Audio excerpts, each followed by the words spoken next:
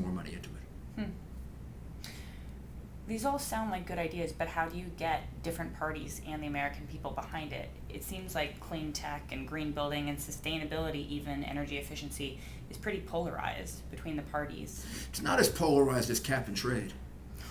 It isn't, because it doesn't involve a tax, it doesn't involve a penalty, it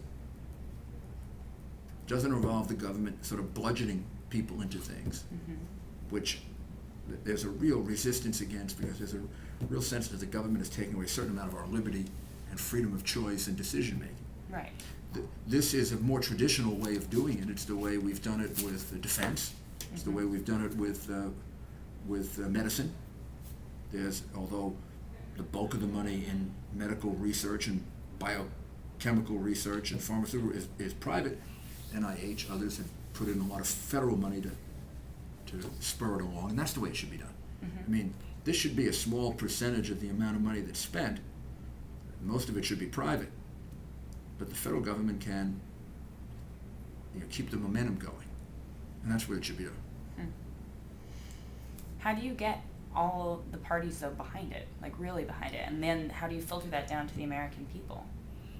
Well, I think there are a lot of people in favor of it right now. I think that this is one of those areas where maybe, President Obama talked about post-partisan government, and we haven't seen that. This may be an area in which you could find a sufficient number of Republicans and Democrats to agree.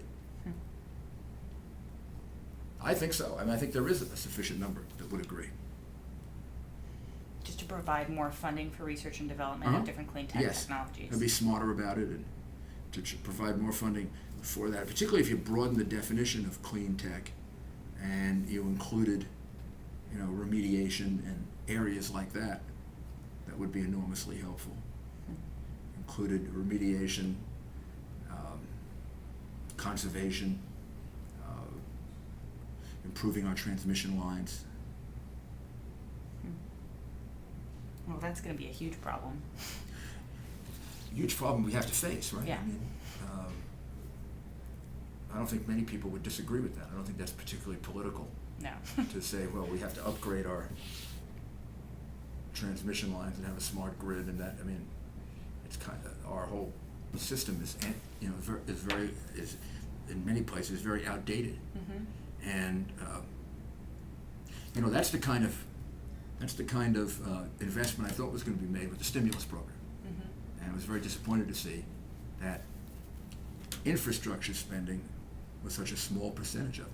Maybe 5-6%. I would consider that upgrading our grid as infrastructure, long-term spending.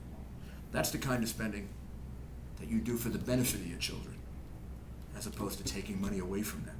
When you improve the infrastructure, it benefits 2 or 3 generations, or maybe more. So it's appropriate to have them pay for some of that. But when you're using it just to, provide jobs for 3 months, or provide for census workers, or for political appointees, well, that's just money for our generation, and we're creating debt and having our children pay for it. I became very sensitive to that because New York City has an operating and a capital budget, and the operating budget is to take care of everyday expenses, or every year expenses, or every 2-year expenses. But the capital budget is to take care of long-term expenses, and you can fund that with debt. But that's appropriate to fund with debt because the capital expenditure is going to provide benefits for 20 or 30 years. And the people 20 or 30 years from now should pay some of that. But the people 20 or 30 years from now should not be paying for the services that we need today, which is unfortunately what most of the stimulus was about. What would you have changed? What would you have taken away to fund the infrastructure upgrades? Well, I certainly wouldn't have spent the amount of money they spent, which is more federal spending and a larger contribution to the deficit than just about all presidents combined before Obama. It's the weight that is now holding back our recovery.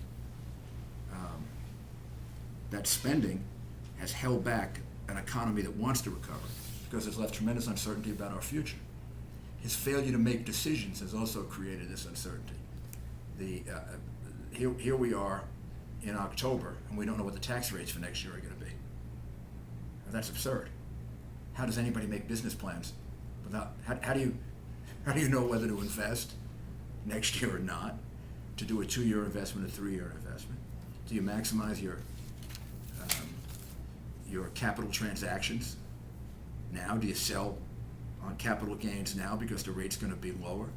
Do you die this year or next year? Since the inheritance tax is no % this year, and right now it's scheduled to be 55% next year. This is an absurd situation that the president's left us in for political reasons. And when people say the lack of certainty, there's never been this lack of certainty.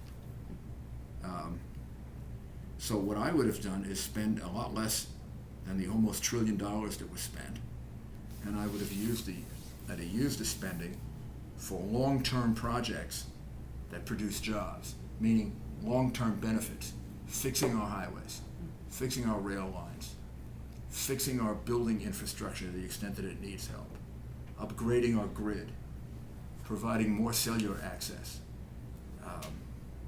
things that have long-term benefit. And in creating that long-term benefit, you also produce immediate jobs, as opposed to immediate jobs that take care of an immediate problem, but then just create long-term debt, which is what they did. Have you always had, it sounds like you have a real passion and a real interest for this topic. So has this always been an interest of yours? Oh, sure, yeah, absolutely. I talked about it a lot when I ran for president. I talked a lot about what I called all of the above, that the only way in which we could get ourselves out of this situation is to support a lot of these innovative technologies with the realization that some will work and some won't work. And that's okay? It's the only thing that's going to do it. And it creates a great new industry for us. But I also think we have to add to this, and this is somewhat controversial, but I think we have to add to this nuclear power. I think that, France is 80% nuclear, we're 20% nuclear, and we invented nuclear power, including the peaceful uses of nuclear power, which President Eisenhower talked about all the time. China is building 40 nuclear power plants. India wants to build 40. We've got to upgrade our nuclear power plants.